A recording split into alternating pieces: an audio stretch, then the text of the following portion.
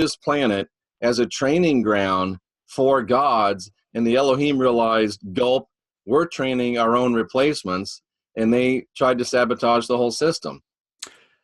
Yeah, what's up with this? I mean, it's odd. And then the story broke Friday. It was on a number of different news sites that there was an anthropologist from Sweden and another professor here in the United States.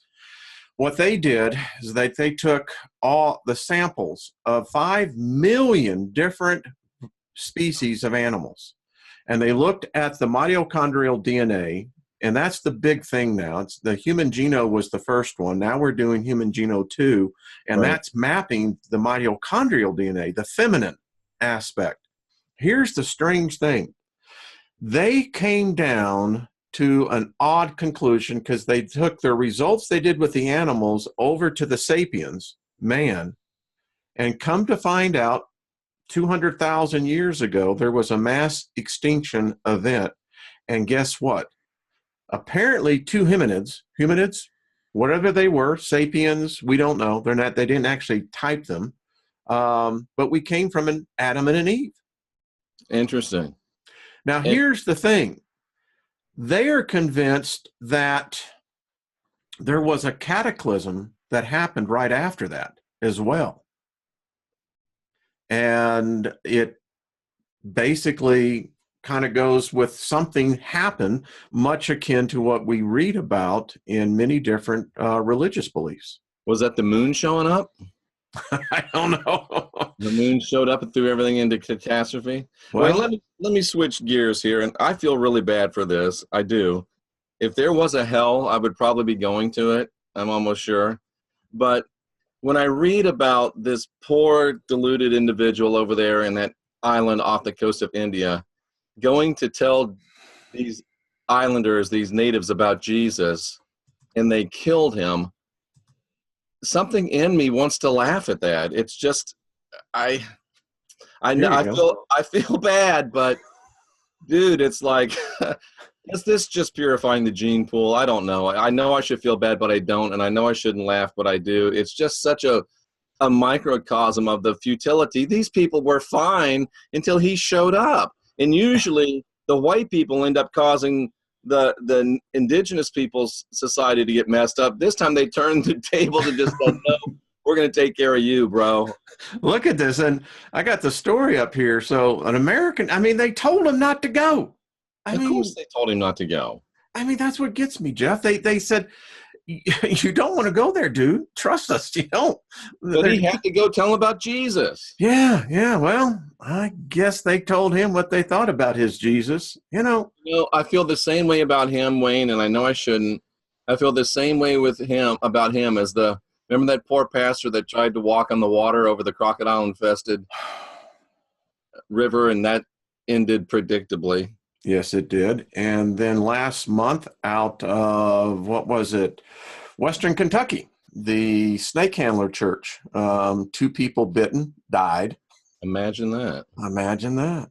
And you know, Jeff, that's something that has always puzzled me when I was under that God spell, that it was an open admission that the very book itself is fraudulent. And here's why I give you the evidence, sir. Mark 16, 9 through 16. Yeah. It is written in every Bible that was added substantially later. Yep. Well, what happened? What, did Jesus send him a note and say, hey, guys, you forgot to put this in? And the Word of Faith movement, the Pentecostal movement, the Evangelical movement will rely on those 6 verses as the foundation of the power of the name. Yeah. And remember, folks, if you're ever going to walk on water across crocodile-infested river, make sure the crocodiles are Christians. And if you're going to go preach to some natives with bows and arrows, make sure they're in on the script. Because it's not going to end well for you. As I read in one comment, they filled him as like a pincushion. But wow. You know. Well, Wayne, I know I shouldn't say it, but he'll never make that mistake again. I bet he was shocked when he woke up on the other side going, what? What? Could you imagine in the name of What? Boom. Oh, man. thoughts that must have gone through his head? I know I'm an evil person, but boy, Oh, it's sad. It's it just, is sad. And the guy probably was a guy that meant well, and a guy that probably, he probably really thought he was going to save those people. But I think the bottom line is we don't need to be worried about saving other people. We need to worry about getting ourselves straight. oh, no. We can't do that. That means we'd actually have to focus in on self. No. But this guy's willing to get into it looked like he was in some sort of a kayak thing and paddle all the way out there to this island and but he wasn't willing to do the inside job inside himself and go and look into his very own heart of hearts. And by the way, the natives, they won't give the body back. I mean, he may have already been the main course. He might have been. You know? I saw somewhere where they said they located his grave. I'm not sure how they did that, but probably far away up in the air. From drones. I mean, Patrick Garrett with the pun of the day. I think he got the point, Joe.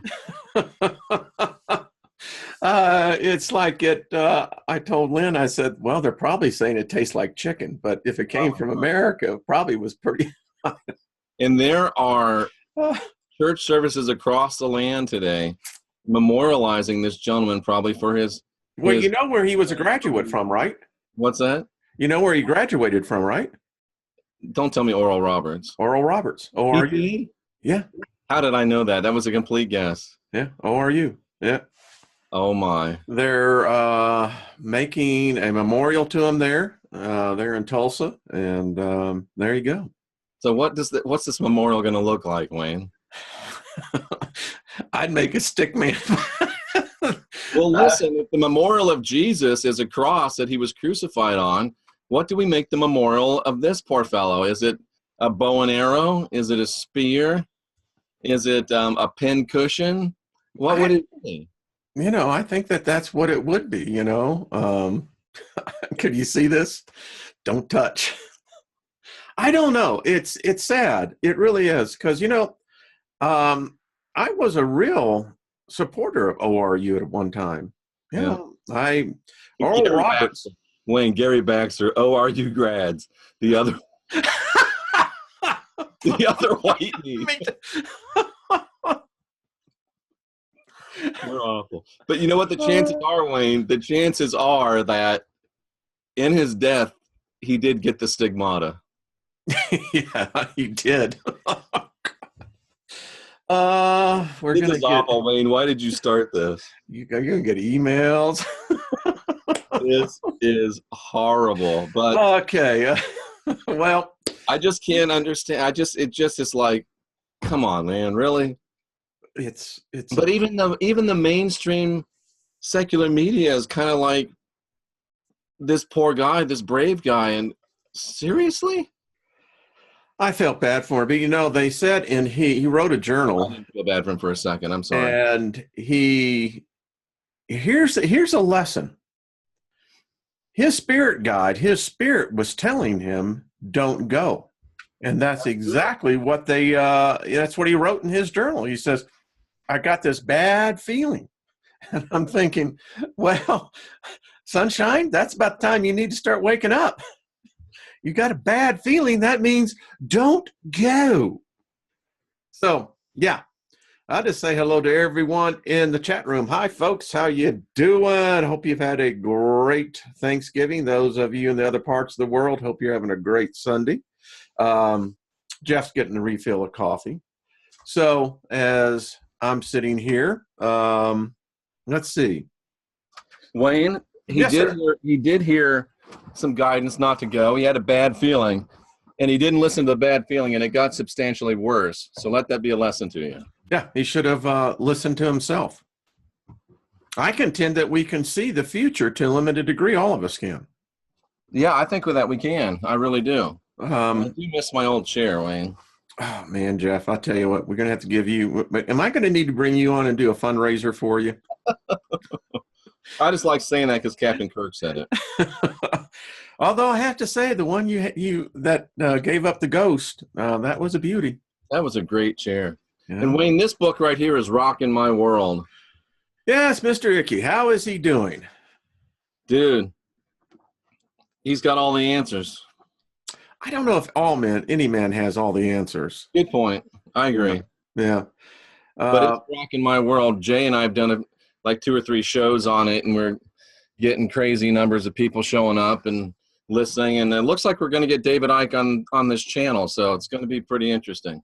Well, you get him on, that would be great. Yeah, I mean, I think we probably sold at least a couple hundred books for him so far. So, well, I think he's on tour right now, isn't he? Somebody told me he's on tour in the UK. Yeah, he's in the UK right now. Yep.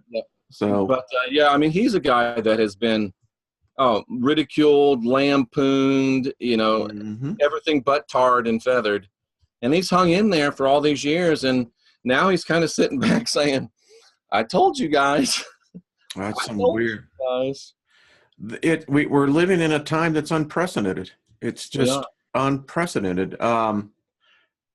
There is an event happening globally. Do you see behind my world map? Do you see that date? That. I see 11/19/18, which is already passed. Yes, and do you see it says worldwide? I can't read that. I can't. Okay, well, that's what it says. I want to know what happened to all the sticky notes that were on that whiteboard. Yeah, there are compiled in a notebook. I organized them, and I've got like 400 shows that we could do. It's like Wayne, I was pretty sure that the placement of those sticky notes held the Steiger code, and that was the answers to all the universe. I got the download. You didn't give me enough time to decipher it. You needed a beautiful mind to take a look at it, and he would have figured it out. He would have. I'm going to invite a guy on my channel who goes by the handle Mad Hatter. He's a code breaker. Interesting. Oh, really? Yeah. So it's I'm going to get him on. So this was Tuesday. An event happened worldwide, Jeff, and there was a vibration the whole planet experienced.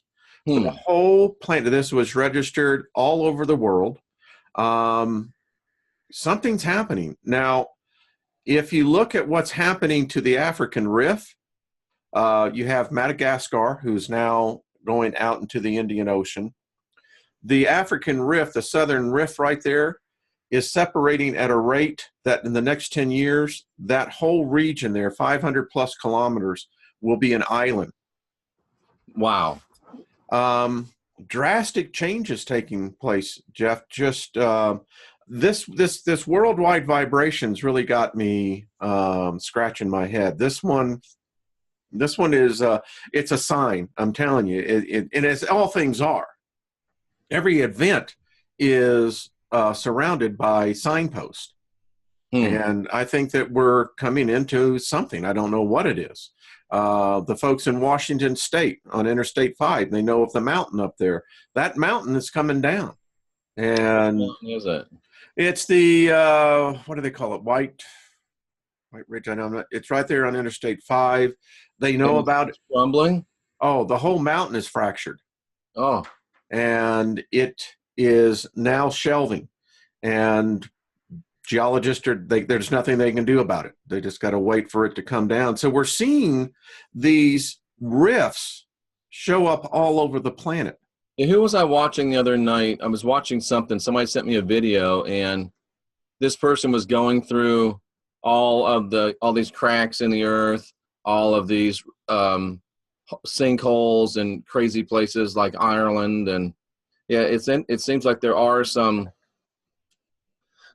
stuff going on with the earth. That's the technical term, some stuff. There is some stuff. We are witnessing, I think someone wrote me an email, and he was spot on. He said, you look at Revelations, Matt Hatter was writing on this. He said, I think the translators got it wrong. He said that they said that this is the number of man. And he says, I think that what they did was put the in there instead a number of man. You would know that. I mean, you get into the Greek and what have you on it, but yeah, I'm just convinced something's going on. Here's one we need to be aware of. I'm going to do a video on this and talk about it tomorrow night on The Physicist and Philosopher. Jeff, this is none of this hooey-pooey stuff. This is real stuff. So do you know what a blazar is? No idea. All right. It sounds like something that some of you pot smokers have. Well, I think some people would like to get to that high, I guess. A blazar is a star that has exploded and is emitting a certain amount of gamma radiation. We have, and listen, when I get people like Ben Davidson, I listened to him on his podcast yesterday, The Suspicious Observers. When you start seeing mainstream people beginning to say, folks, this has probably most likely gone supernova.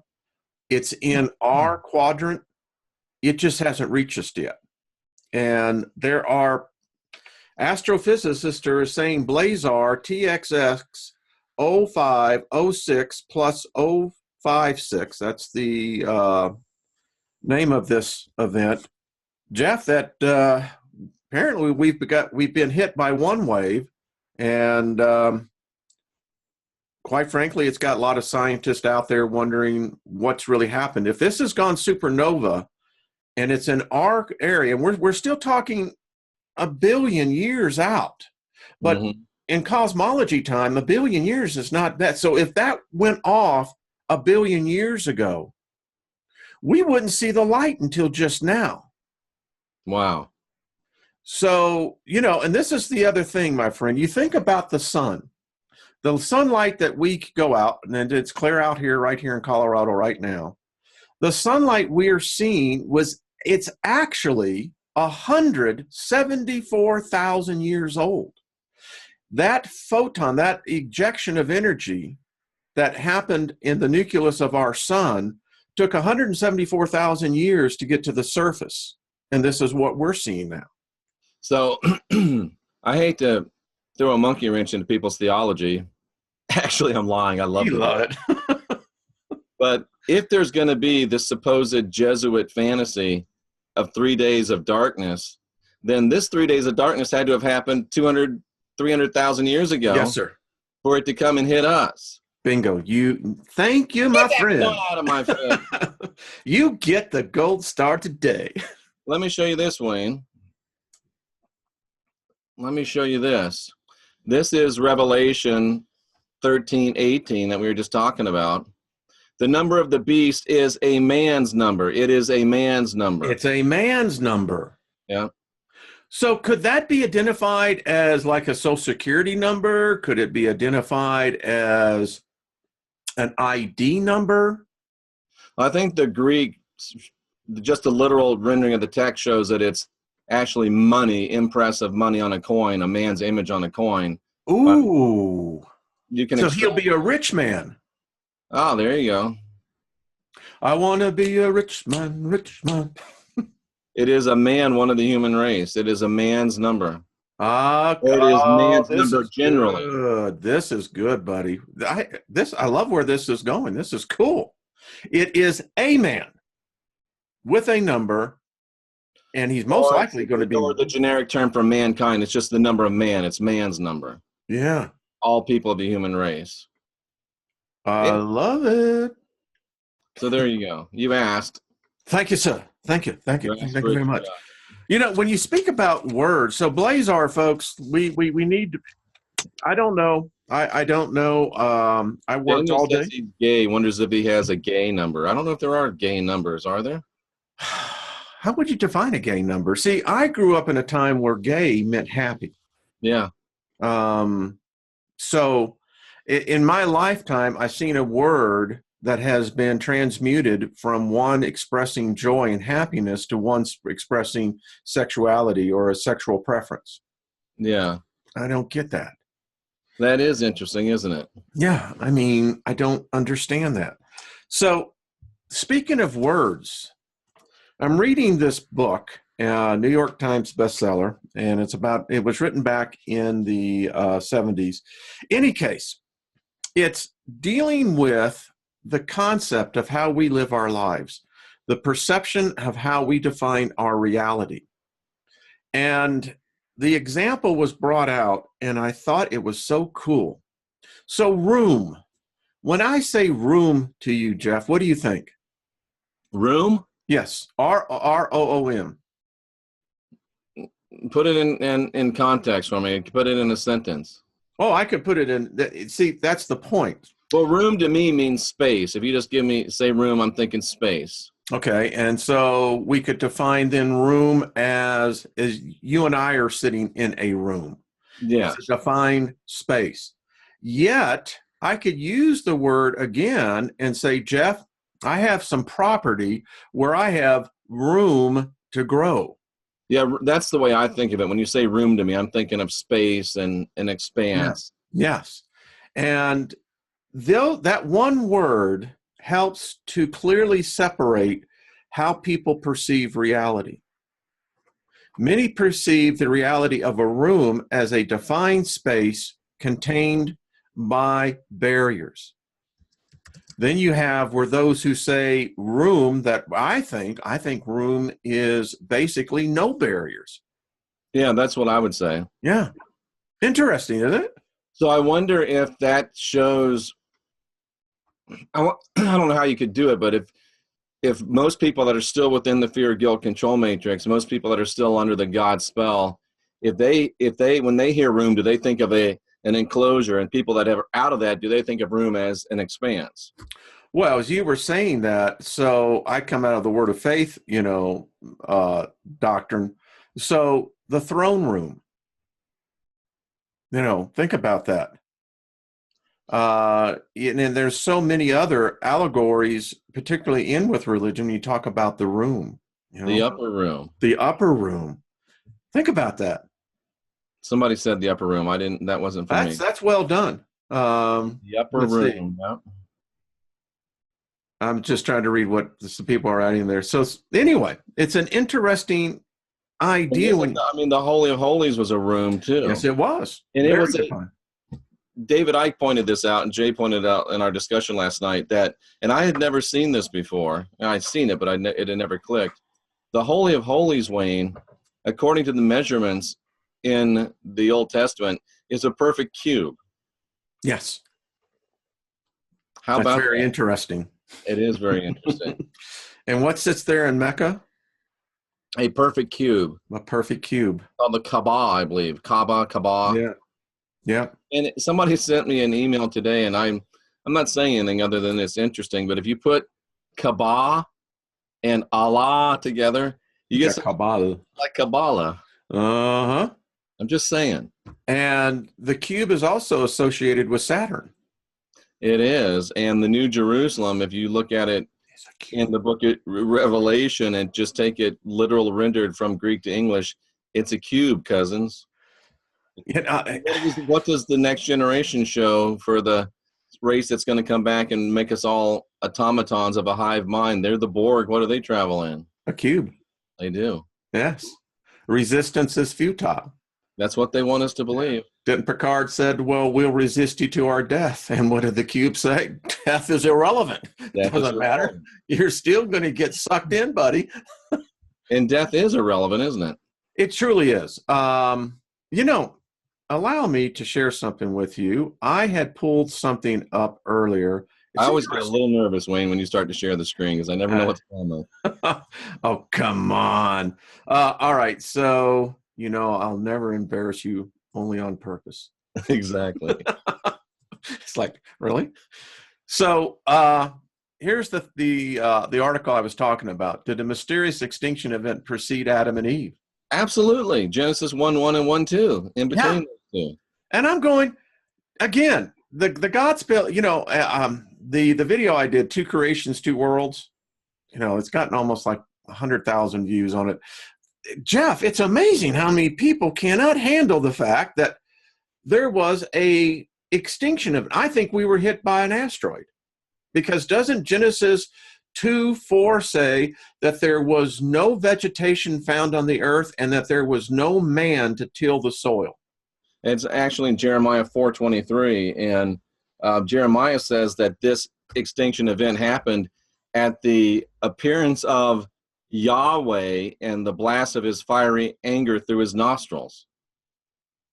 Well, then that would make sense for the classification that we find in certain parts of the world, where we know, for instance, in the Middle East, India, Africa. Now we're finding it in South America, that there is classification on the surface. Glassification, yeah, it would. Yeah. And it kind of helps paint Yahweh as a dragon-like figure. Yes. So this is a absolutely, we're learning. And may I say this, Jeff? I think we're getting too close to the truth, and I think that they're going to try to intervene. I think so too. And what was I going to say? Oh, and I think David Icke was speculating that that event could have been simultaneous with or even caused by whenever they brought the moon into this orbit and the upheaval that it caused. Yes. Then that's an artificial. And here's why I think that we're getting too close. I pulled up a number of stories, Jeff, that I'm going to be doing as a follow-up. We're almost there, Jeff. We're almost there to actually crack what happens at the moment of transmutation, ascending, however you want to say it. This is a very interesting article. How they're defining now, I don't think it's the soul. I think what they're mixing up. I just got the Revelation of Soul by Aristotle, excuse me, and I'm curious to see where this concept of the soul. But what did he know? Huh? What did he know? What did he know? I mean, so I think this is fascinating. I found a number of stories. This one I found a little unnerving. Apparently, all of us, we recognize we're dying. Unless it's a blunt force trauma where the spirit is pushed out of the body, out of the physical realm. But there may even be an instant that you know then. Yeah, absolutely. And what do you do with people, Wayne, that some people apparently have a knowing even from their youth that their time here is short? Oh, I absolutely. It gets back to that whole idea of time. If time's a tunnel, even if time is on a straight plane, Jeff, that implies that we can look forward or backwards. Yeah. So this one, apparently, we all will recognize that transition. We are conscious. And this article goes... Everybody recognizes it, or just people that have come to a place of realization and some spiritual... Well, this one, they didn't talk about the individuals that they were part of this, but obviously religion is going to dictate, I think, a lot of that reality. Yeah. Here it is. Another article. What happens when you die? Death is not final. They're learning something. They're actually, because of our understanding of quantum reality, medical science is now applying the quantum science into the research of the spirit's departure. And they want to reboot you, I see there in that headline. You see that? Yes. It's just, I got another one. I think you reboot, Wayne. I think we're all going to reboot, but the trick is not being rebooted, but you yourself being in charge of the rebooting. I think you may be right. Jeff, this is going to sound weird. At 4 o'clock this morning, I woke up, as usual. First thought that hit me, I heard myself. And this is what I said: I am spirit. I am speaking. And then the next thought came to me, so who do the spirits worship?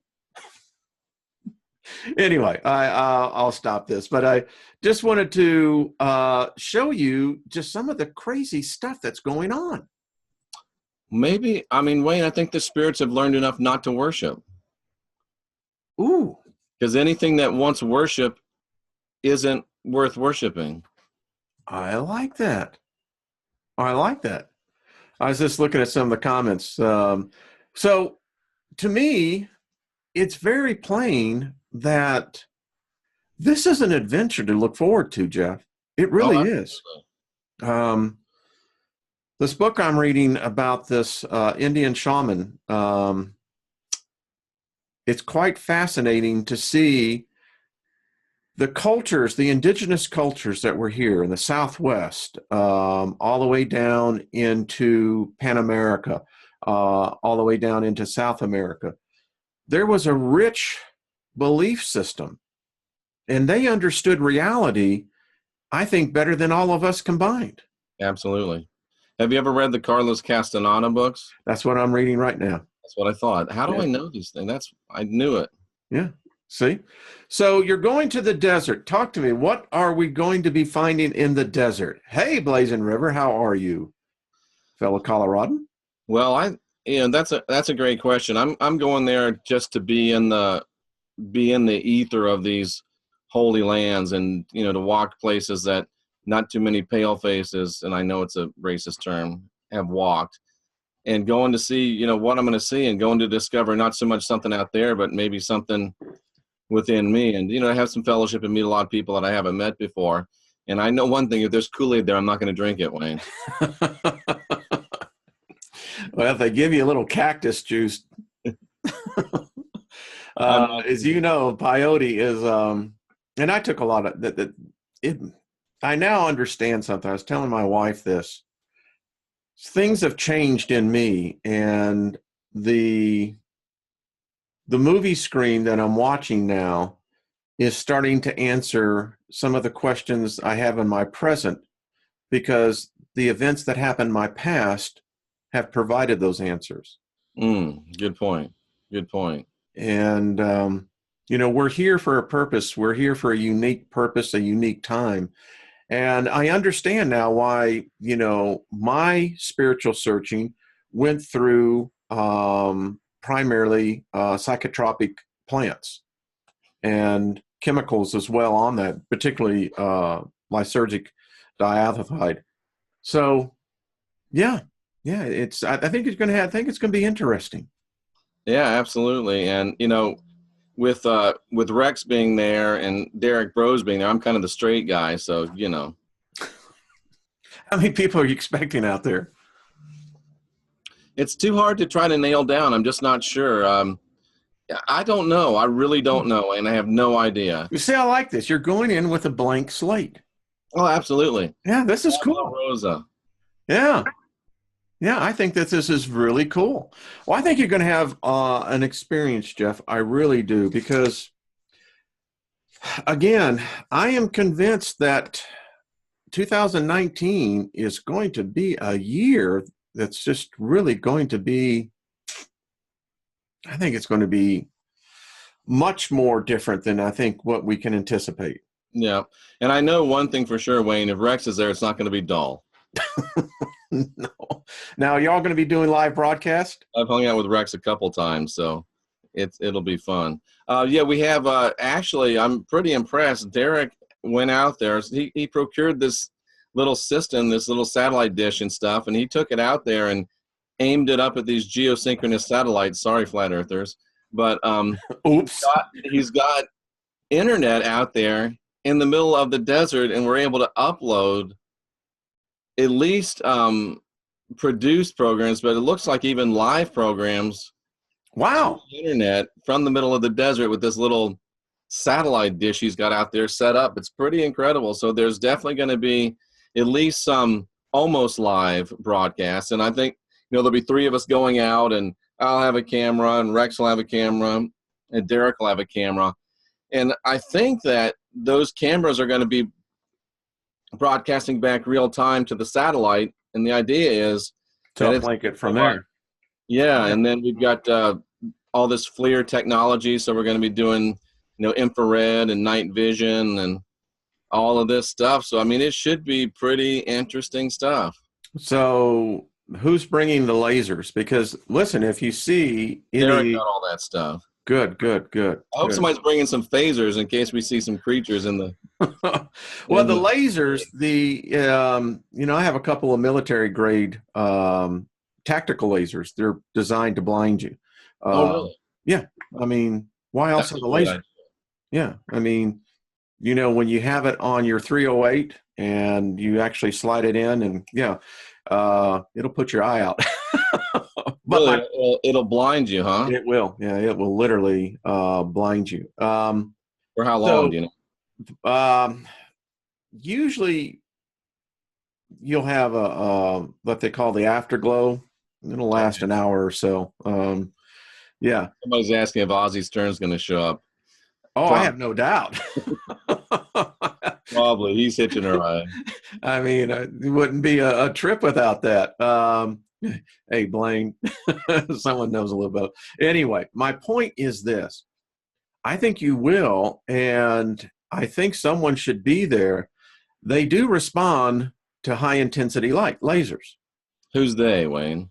Well, see, I am of the belief that we have an armada up there. So you're saying we should take those lasers for protection purposes? Well, I also say if they're really ETs, they may signal you back. Oh, I see. Yeah. Yeah. Remember, lasers have a great intensity that, So anyway, that's what I do. Painful to the ETs? I don't know. I think that they seem to understand photons better than we do. So I think that the fact is that I think if there is a group of people that would put their lasers together, and if there's an object seen with the dark, with the night vision. Oh, I see what you're saying. It's pointing. Yeah. Yeah. I don't know if I want the thing coming down. I think that would just be so far out. Dude, I mean, come on, Jeff. That would be the event. I mean, you would go into superstardom after that. I mean, we would only be. I want to go. I'm going to the desert, but I'd like to get out of the desert too. I got some plans after that. I don't want to be. Well, that's right. You are going to go on another adventure after that, aren't you? But I don't want to. I don't want this existence to come to the end in the desert. I don't think. Well, you're definitely going to be amongst the spirits. We'll see what happens, man. Yeah, it'll be an interesting group out there. Derek's subscribers are a little different. Yeah. And it's going to be interesting. It really is. It's going to be interesting. They're a little more Jesus up than we are, Wayne, and they're a little more prophecy centric and stuff. So it should be. That's going to be interesting because they're going. Sometimes I might be. How do they do it in the movies? Your Honor, can I treat this witness as a hostile witness? I might end up being the hostile witness at some points. I don't know. Famous line in Cousin Vinny when Maria Tormel said, "You haven't seen Hostel yet." Nothing compared to it. But here's the deal. So this is in Arizona, right? It's in extreme northeast Arizona and over into the Utah border as well. So you're in the Four Corners area. Tracy says I might get voted off the island. Oh, I don't think so. I mean, well, Jay Campbell will be down there with me too, so at least it'll be a pretty good fight if they want to. So, and of course, I'm just being facetious. That whole area is two things. There are vortices in that whole area. There are ley lines that cross in there. Yeah. Y'all walking into some powerful, powerful energy forces. Yeah, Caroline says strange things happen in the Arizona desert. They do. Stranger than others. Take some mescaline and go out there. I don't think so, Wayne. Oh, Jeff, come on. I don't think so. Come on. It's not here that I'm not sure I'm among complete friends. There may be some foes out there. The last thing I need is all mescalined up and. Oh, no. What, if they're in the Jesus. I find myself tied to a post with honey all over me next to a handhill. Oh, I could see this. I mean, you're going to have a great time, Jeff. Jay's going to be out there. I think you guys are going to do good. See, April says, no kidding, Wayne. Listen, I've been out there. I mean. Somebody says they hope a Sharknado doesn't swallow. I'll tell you what, Wayne, nothing would surprise me. No. Nothing would surprise me at all. There are things happening, my friend, and you're going to be out there where there's going to be, if I think I know the area, the general area, your light pollution is less than 2%. Oh, yeah, and we're actually in this formation of rocks. Let's see if I can pull it up. It's this rock formation, and it looks like from the air the head of an eagle, and we're in the mouth of the eagle. And I'm sure that Derek didn't just pick that randomly. Well, let's see. How do you want to interpret this one? Exactly. How do you want to interpret this one? Let me see if I can pull this up because it's rather amazing. Maybe we'll just run this a little bit. Well, as they say from Brewer and Shipley, Richie Tai Tai. What is that? Richie Tai Tai, Naka Eaneka. Oh, it's an invocation. An invocation of the spirits that they will guide you. Yes. What spirits? Put the song up when we get off the air. Brewer and Shipley. So this gives you. This is what we're going to be in. Oh yeah. So you can see the eagle's eye. You can see his beak. You can see his mouth. And here we are in here. This is where the gathering's going to be. Which makes brother, that don't look like no eagle to me. That looks like a freaking vulture. Yeah, that kind of looks like a vulture. He's even got the little turkey. Yeah. Also, we're in the mouth of the vulture. Thanks, Wayne. It makes me feel much better. Hey, Bubba, always got your back. So I'm thinking he's not expecting it to be many huge group of people, because if I was expecting a huge group of people, I'd be over here. Yeah. Instead of over here. But at any rate, this is where it's going to be. And what a strange rock formation. These are 900 feet tall. These sheer cliffs are 900 feet tall. And this is where we are. And the satellite is set up right here. And just coincidentally, Wayne, to hit the satellite that's in orbit, the little satellite dish could only be pointed in this direction. So it just happened to be perfect. If it had to be pointed here, it wouldn't have worked. But yeah, it's pointed out in that direction, and he gives you some panoramic views here of the area. This is going to be shown over on my channel. And by the way, nice. Yeah. I mean, look at that. Yeah. So I'm talking to the impasse folk. Let's focus in on this area, and that formation of rock is. How the hell did he find that? I don't know, but I know one thing: sitting in that bowl, there's not going to be many secrets in there. Oh no! It's going to echo like hell, isn't it? Oh yes, it is. So there's going to be at least, this is, I think, Derek, I don't know if that's the production vehicle, but there's going to be a couple of 3 RVs at least for us, and who knows how many RVs other people bring. I'm a little concerned that there's only 4 porta potties, but. Like I said, you're going to get to know your neighbors. So what is that over on the left as you're panning on your 360? Oh, I see this, the video's going. Are there caves in here? Apparently there are. There are caves here, but the caves that we're going to be investigating aren't actually in this area. They're going to be a little bit further away. But, yeah, it should be interesting. It should be interesting. Wow, there's some powerful energy there, Jeff. Yeah, I think so. It's going to be interesting, Wayne.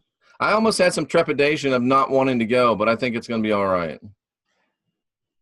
I say this because, people... and I understand. I was there. Listen, I had the whole Jesus thing, and I got that. But they're walking into some powerful energy. I mean, well, you'll handle it well, and I think Rex there. You got a good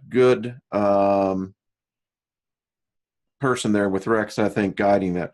I'm just sensing that when I saw that from the aerial view, that's powerful imagery. I mean. Yeah, I mean, it's amazing how things form like that. Are these sacred grounds? Yes. Wow. Yeah. Hopi and Navajo, and there's going to be Hopi and Navajo guides. There'll be Hopi and Navajo security. So if anybody wants to get silly, they're on their sovereign land. They're allowed to open carry, so they can pretty much lock and load, take you down if they want to. So if you feel froggy, go ahead and jump. Hey, just pass the pipe, man.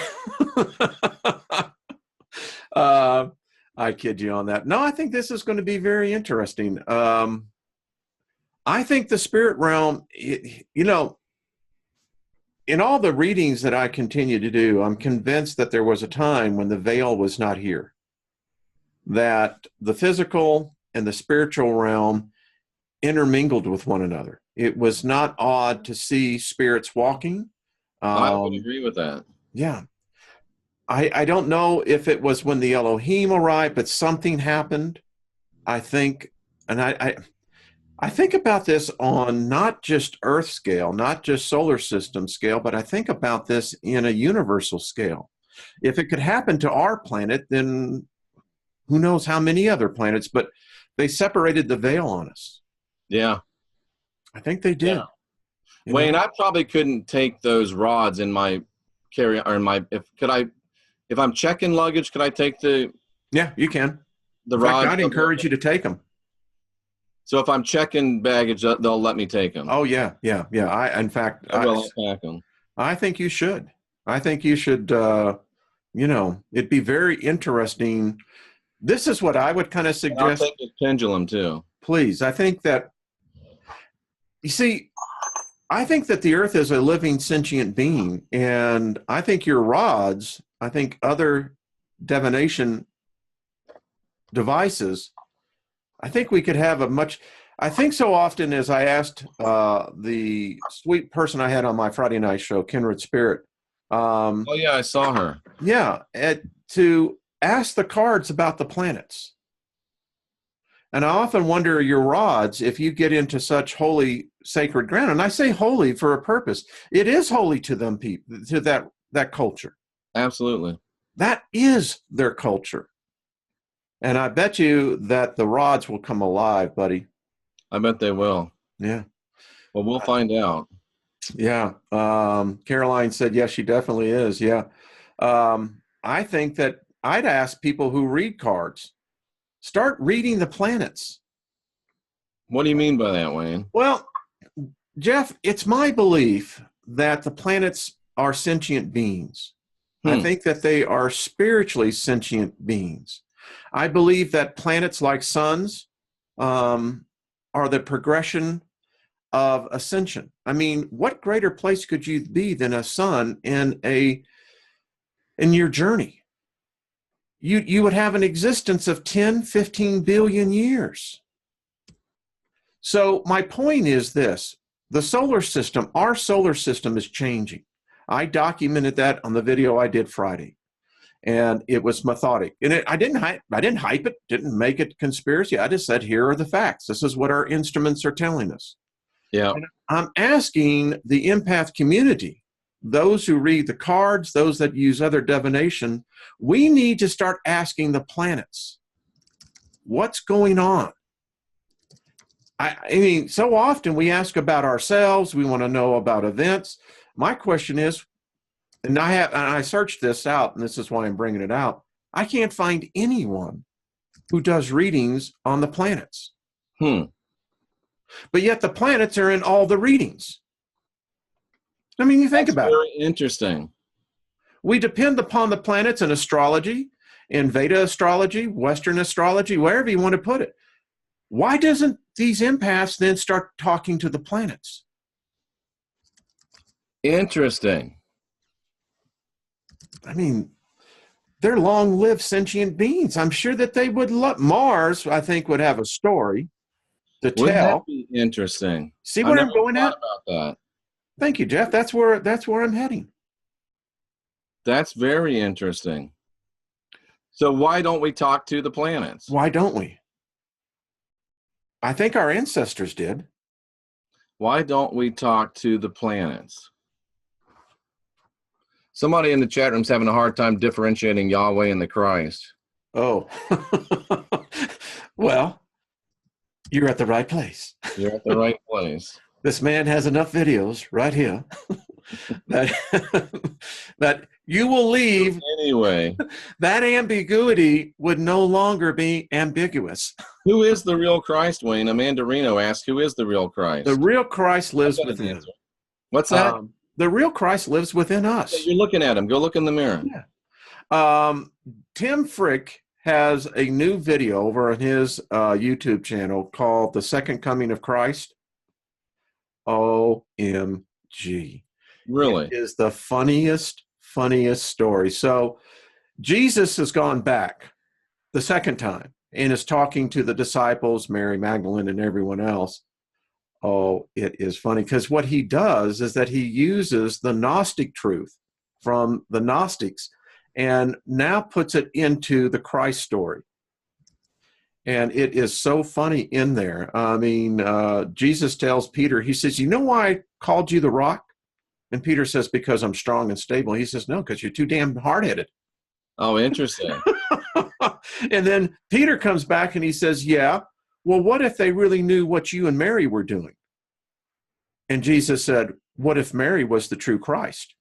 Oh, she was, I think. So you have to, I'll send you the link. It is the funniest, and it's chapter 1. It's worth watching, huh? Yes, sir.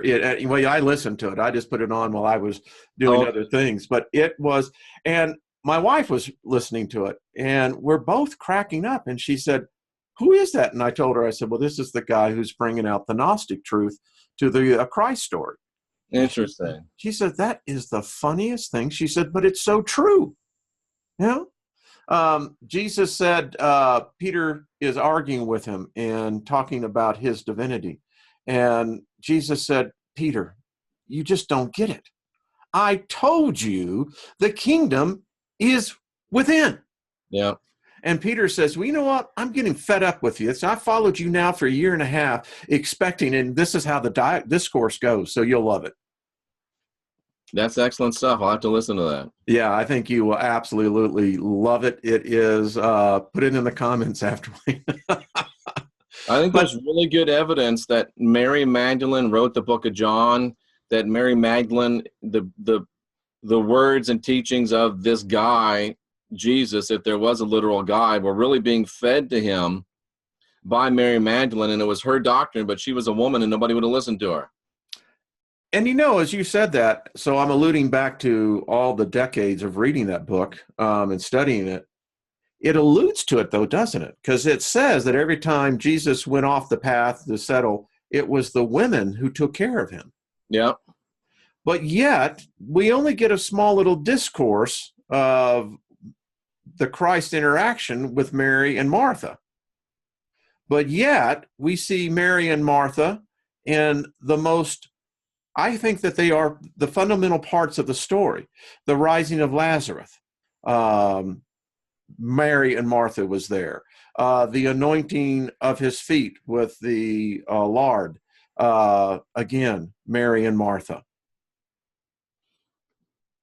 Yeah. I mean, there's these, yeah, you really can't avoid it. It's just powerful stuff, and it's all been hidden and suppressed and oppressed all these couple thousands of years.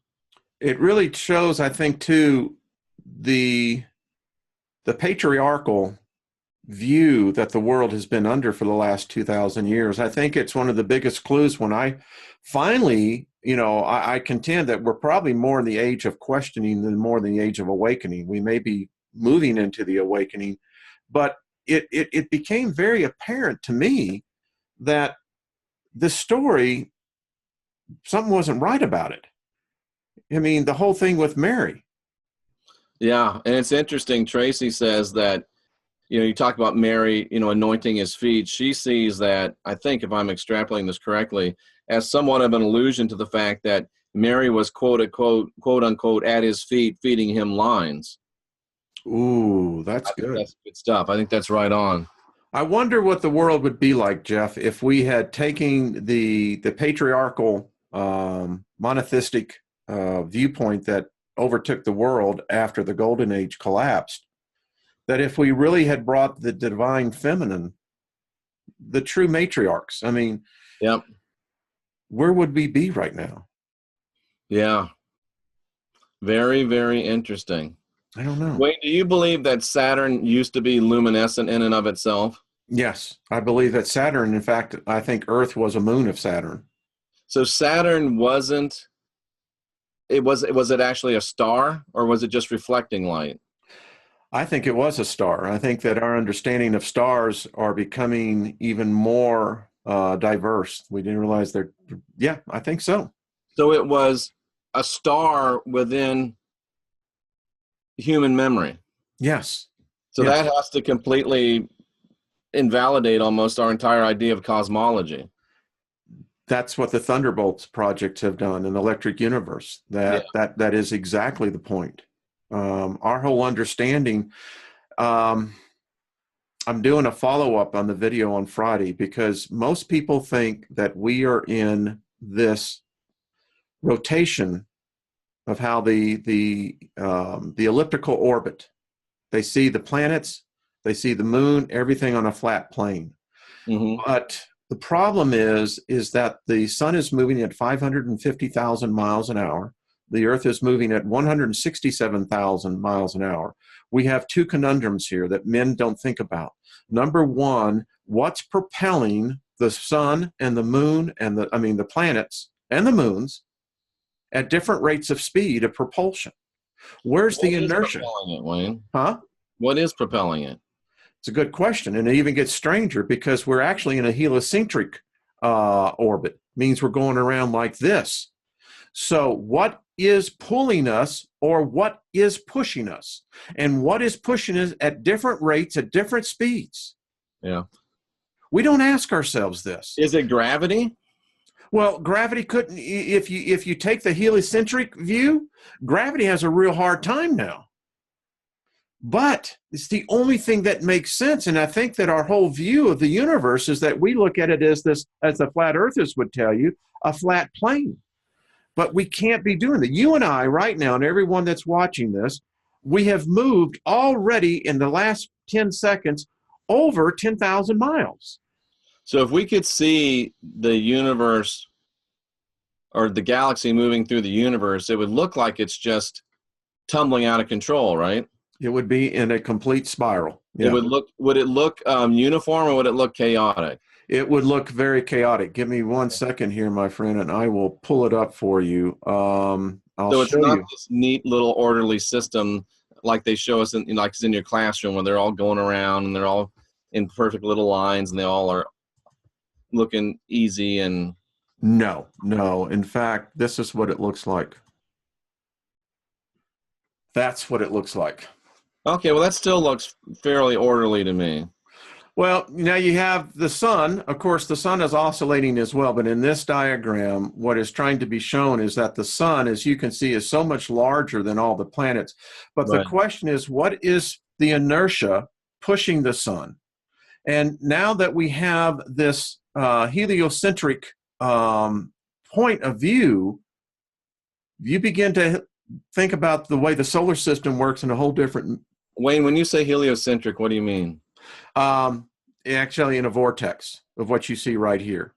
So, here's a wild idea. If you look at these solar sail things, how the solar sails go out and provide the energy for the main mass to locomote through the universe, is the motion of the planets creating energy for the sun to be sun's propulsion? Yeah, and I've mistaken. We have the heliocentric view of what we see on the flat plane. It's the geocentric view on what the actual happening. Yeah, that is actually what's happening. It's a good question. I mean, do you know that mainstream science now, when Oumuamua came through last year, that stellar probe, do you know, Jeff, the thing slowed down and then speeded up? It did, as if it had... as if its propulsion was controlled by something. Yes. These are just some of the slides that that I had put together in that presentation. So this is what people think the planets look like. No. And it is not. That's Mercury, by the way. Yeah. So you can see this is what our reality is. And the whole flat Earth model is a lot easier to comprehend, isn't it? It's easier. Look at that. But come on, man. That just makes a lot more sense in this flat, stable, easily understood thing. It's not an easily understood universe, ladies and gentlemen. Jeff, my dear friend, I don't understand gravity. I just be candid with you. I don't understand the principles of how gravity is a variable. It's not a constant. And it goes back to the Hermetic teachings. And I just rest on what Hermes said. I get the law of attraction, the law of cohesion. I get it. I understand that. The law of polarity. I get it. Yeah. And About that's the only thing I don't about the only thing I understand, Wayne, is that I don't understand anything. exactly. You know, hey, Scotty, how are you doing? Who's that? I saw Scotty Hall in there. Oh, Scotty Hall, yeah. Yeah. But Jeff, it adds a whole different reality to things. I mean, I lay awake at night thinking that, well, this is how we're going through this geocentric heliocentric point of view. We don't even understand the planet that we're living on. We don't even understand how we're moving. And if you buy into the flat Earth, I mean, it just limits you so much. You can't really understand the greater scope of things, and maybe that's part of the whole. That doesn't make sense. You see that? Listen, I think if people can think it when they move on, I think they could potentially be in a reality of a flat Earth. Yeah. I mean, if this is a matrix, and most people agree it is, if it is a program, and most people agree it is, if it is a simulation, and most people agree it is, you can reprogram your simulation, your reality, to be what you want it to be. Jeff, can we just hit on a point that you just said right there? And by the way, I thought your Mr. Smith video was pretty cool. Oh, thank you. So that brings up a really good point that most people, when they die on their deathbed, are dying in absolute fear. Oh, yeah. Boy, talk about a carryover. Why Oh, would yeah. you? Boy, that's powerful, Wayne. That's why they want us to be afraid of death. Holy Because crap. if you die in fear, you got no chance. None. You're screwed, blued, and tattooed. Blued? What does that mean? Oh, you ever heard that term? No, that's funny though. You know? But you know what? The meat, they put those tattoos on them, and they're blue. So Yeah, that's exactly. really, That's where it comes from. Screwed, blued, and tattooed, you know? very, very profound. And you wake, you know, here you're going through the veil, and I can hear the announcer going, we got another one. And Brad White makes a good point. Atomic physics mimic planetary physics. As above, so below. As within, so without. It's the same thing, ladies and gentlemen. In fact, there's a gentleman waiting for him to decide to come on, but he goes through nature and he looks at trees that have been cut and he takes pictures of the growth rings and the reaction. And he has compiled, pardon? The reaction of what? How the growth rings are inside the trees. Oh, and okay. So many of them, they mirror exactly the electrical universe.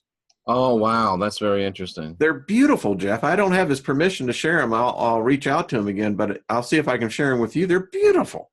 I looked at this and I said, my friend, you need to write a book. That's amazing stuff. You're on to something. Well, So Tommy Gunn just answered. He says you got to have an infrared camera to see the flat Earth. Okay. Okay. I'm not sure what that difference that would make, but okay. Okay. I mean, you know, we allow everybody to come in and be polite with their opinions. Yeah. Listen, I can respect everybody's view. I may not. Even if it's really silly. I don't. It's like, yeah, that's very interesting, dumbass. But Wayne, I don't use the word stupid anymore. I'm using the word unsophisticated. Ooh, I like that. Command of the English language. It doesn't quite give you the same thrill to say unsophisticated that it does to say stupid, but that's growth, I think. We have a lot of wide diversity of people who watch us, and we have some PhDs and doctors and what have you. I had one lady write me, and she is a psychologist, and she said, you cracked me up. She said, I have to tell you, she said, you had a way of taking a term that I love to use, but she said, you did it so elegantly. And it was the term that I said, well, and I used this for politicians. Most of the politicians have their craniums so far up their rectums that the fecal matter has now replaced the brown matter. Oh, wow. And she said, I know exactly what you were saying. she says, I like that. She says, I used it. And she said, the person looked, did you just say it? And she said, yes, I did. So, yeah, I don't even want to go down this path, but the belief in the flat Earth or stationary Earth or non-globe Earth, doesn't that require that you don't think that we're moving either? You see, they contradicted themselves with the fact of a stationary Earth. That is impossible. How can you have everything else in the universe unless you're saying that the Earth is the center of the universe? That's what they're saying, aren't they? That it's I think that's what they are saying. And I don't buy it would that. have to be not only not round, it'd have to be completely stationary. If you just stop and think about this, folks, what you're saying is that you have limited reality to a finite plane. What? And we've got to be able to understand it. What? I mean, here I am sitting on the Group W bench. Reference to Alice's restaurant. I don't get it. And that's the thing that I don't get. I mean, how can you, in any thinking, religion, politics, theology, philosophy, if it's finite, then it's failed. It's flawed. Because if anything that you say is finite, then it has to reflect back on you. That means we're finite. And I don't like that idea at all. Me either. Carl Sagan wrote that he had become convinced that when he dies, that he goes to oblivion. That everything, it just dissolves and there isn't. And I thought, that to me is a frightening future. The thought of oblivion, why? Yeah, that's kind of, that's not very empowering to me. No. And I like how you say, Jeff, you will probably be the most positive guy. You know, your positiveness reminds me of the analogy of the story of the guy that tripped and fell off the 10-story building, and the detective was asking people on each floor if they heard anything as he was falling. And the woman on the third floor said, no, but she said, well, yes, I did. She said, as he was going by, he said, well, so far, so good. It's not the fall that kills you, it's that sudden stop. Sudden stop. But I have a sense that Jeffrey Doherty would be the man that would have the legs already running. So far, so good, bro. Yeah, it's like, it's just a step. And in fact, the laws of physics would say, if you're falling at 100 miles an hour, if you could keep the inertia standing up with the momentum, you would hit that ground rolling. You would actually survive it. Yeah. Yeah.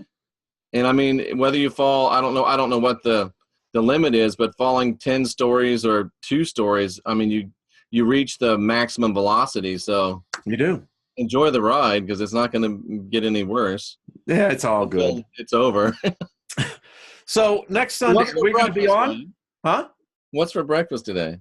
I'm not sure. My wife was in there when I came on. So next Sunday, I don't think we're going to be able to be on, because I'll be on an airplane. Okay. I'll probably do a show here in memory of you. So you're flying out on Sunday? Yeah, I leave Phoenix at Sunday at like 7 in the morning or something. Okay. All right. Go over to LA and then go from LA to my final destination in flyover country. You're going to love it. Just take some warm gear, buddy. Absolutely. It'll be cold for sure. Yeah, because, you are a Southern man all the way around. I am. You're a beach dweller. And I haven't been able to go to the beach for a couple of weeks. It's been not beach weather here. Has it been cold?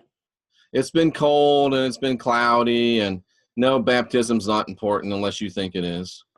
By the way, so to all the folks out there, one of the clues that clued me in, and it was a Jewish person who did it, she took me aside, and this was back in 1991, and she says, there's this problem with your story. I said, what? She says, the whole baptism thing, the Holy Spirit thing. And I said, what? She says, in Judaism, baptism doesn't exist. Oh, interesting. And she said, if there was a person by the name of John the Baptist, he would have been branded a heretic. Yeah. And I most likely believe that I've proven that John made up baptism on his own, and that Jesus got really ticked at him for doing it. It's nowhere. And in fact, as she said, they would most likely have stoned him. That's why Jesus cut him off. That's heresy. It doesn't exist, folks. And people get all raptured around this whole John the Baptist thing. And, and I'm thinking, yeah, Okay. Anyway, I just wanted to bring that out, Jeff. I agree. It, I agree. it doesn't peeve me, but damn, that pisses me off. Yep. It's one of those things. Well, Jeff, it's always fun, man. I'm telling you, this is just, I'm looking up there and I'm going, what happened? Yeah. I mean, 40 Good minutes. stuff. This literally flew by. It did. Yeah. Good stuff, Wayne. Thanks for being here. I appreciate it. And thanks to all of you for being here. Now, thanks for everyone in here. Jeff, you're a good person. I enjoyed each Sunday. Have a lot of fun out there. Make sure to do as many, podcasts.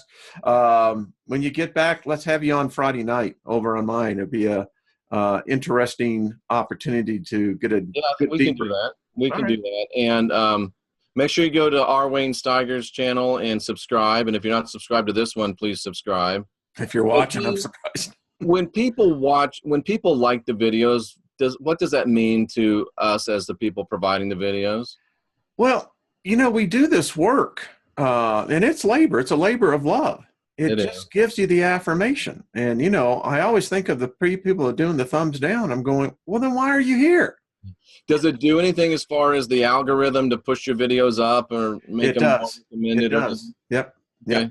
Yep. So please do like the video then. Everybody hit the thumbs up and hit the bell so you can be notified of more podcast excellence, and go do the same thing on the R. Wayne Steiger channel. You've got, you said, what did you have?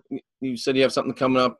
Yeah, Monday night we do the physicist and philosopher, and we're going to tackle this question from a physics. What is propelling the universe, the sun? Oh, that'll be a good one. What time do you do that show?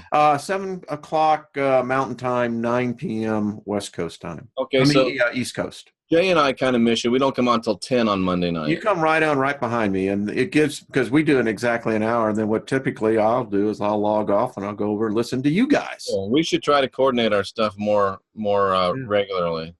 Yeah, then we won't be, I enjoy it. That'll serve the people that like to watch better. So well, the opportunity is with us, and you see, and as I just looked at this, someone took their thumbs down off. That's there shouldn't be any thumbs down. I mean, the question is, now, if you post a video, one that's not live, well, yeah, all right, that's cool. I can dig that. Some people don't like it. Some people do. But I think when we're live, I mean, it's a respect.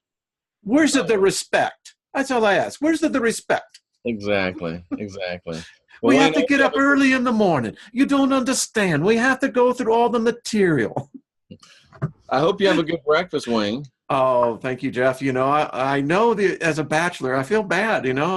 I'd love to send you a care package. And give my best to Lynn. Oh, well, thank you. I'll let her know that she's out there listening, and she watches us. Sometimes she gets a kick out of it. Not bad. Someone just gave you a nice donation there, Jeff. Oh, did they? I bailed off. Thank you for $50. Oh, my goodness. Thank you so much. I don't know how much I appreciate that.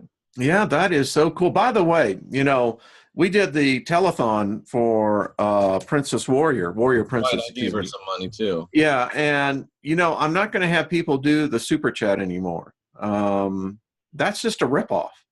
Yeah, I mean, we love that you do it. But the reason I put in that top line in the box below, support via PayPal, just go to PayPal, use my email address, because PayPal takes like 1 or 2%. I think YouTube takes 40, don't they? 44. They take 44%. So, 44%. And then what? And then they charge you the fees. What do you mean the fees? The actual transaction fee. Oh, do they? That's a bunch of. So they end up taking like 45%. Yeah, it's just ridiculous. And so yeah, that's, if you're going to support the work for Jeff, go do it through PayPal. That's you want to do that, and that's why I put that in there, because someone told me this. That's why I put it on the top line there, and you can just go to PayPal and do it that way. I appreciate it so very much, and I mean, that's the kind of things that make you think, wow, it is, every now and then it's nice to get a pat on the back instead of all the kicks in the ass. Well, people don't understand those attaboys. They feel good. They do. It's like, yeah, okay. And you love the comments. I had someone say, if you would just learn to keep your mouth shut, you wouldn't look so stupid. And I went, well, thank you very much. Much love, It's like, Nice. gee, I know how your world is, you know? Yikes. Oh, well, what can you do? We love them. That's what we do, Jeff. We love them. And Renaissance woman, nice to see you from South Africa. hey, South Africa, how are you doing? Boy, they're going through some interesting times, aren't they? Well, we all are. We all are. That's true. Jeff, I appreciate what you got coming up this week. You got anything with Derek? Is he out in the field? Yeah, we're going to do Derek and Rex here before we go to the desert. I've got Jay tonight and tomorrow at 10 p.m. going through the Ike book again. Thursday night, I'm going to try to do a Consequential Rapscallions live from the desert. We'll see how that works out. Excellent. And then I guess Friday we'll be on with you. Friday? No, not this next Friday, but the Friday after I get back. Yeah. Mm-hmm. Yeah. So I'm looking forward to it. Well, take lots of pictures. Yeah, I'll take lots of pictures, and we'll have a whole lot of broadcasting or uploading going on from the desert. So it's going to be interesting stuff. From the mouth of the buzzard, as Wayne said, not the mouth of the eagle. I swear that thing looks like, I'll tell you what it reminded me of. Oh, it looks like a what's the University of Iowa Hawkeye? Yeah, it's yeah, you guys are littering in its beak.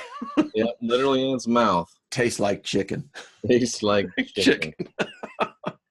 Boy. Oh, well, thank you, so Jeff. much, Denise. I appreciate it. Well, everybody, thanks so much. Go over to the R.W. Steiger, R. Wayne Steiger. So you're almost like R.W. Shambach. You could be R.W. Steiger. I could be, couldn't I? Yeah. That's funny. That's the first time I've ever realized that. I never thought about that myself. I wonder, was his name R. Wayne? I mean, what was R.W.? What did Let's it stand see if we for? can find that out. Yeah. What was R.W. Shambach.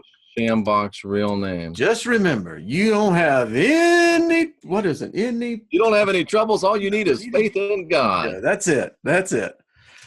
His name was Robert W. Shambach. Oh, no. I wonder if it was Wayne. Let me see if I bet you it probably was. What was his name? His name was... I mean, W's are like Waylon or Win. Yeah. It does. Oh, dude. So is Robert yours? Yeah, Robert Wayne. What is the W in R.W. Shambach for? You see how the Great Oracle works, folks? It works. It does. It does. It does. I can't find the W. It just says W. Well, he was pretty good at that. Wow. Yeah. Yeah. Well, I'll tell you what I think it is. And his wife was Mary W. Shambach.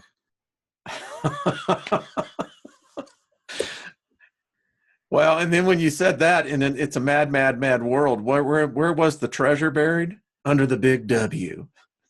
Oh, my brother Shambach. I can't.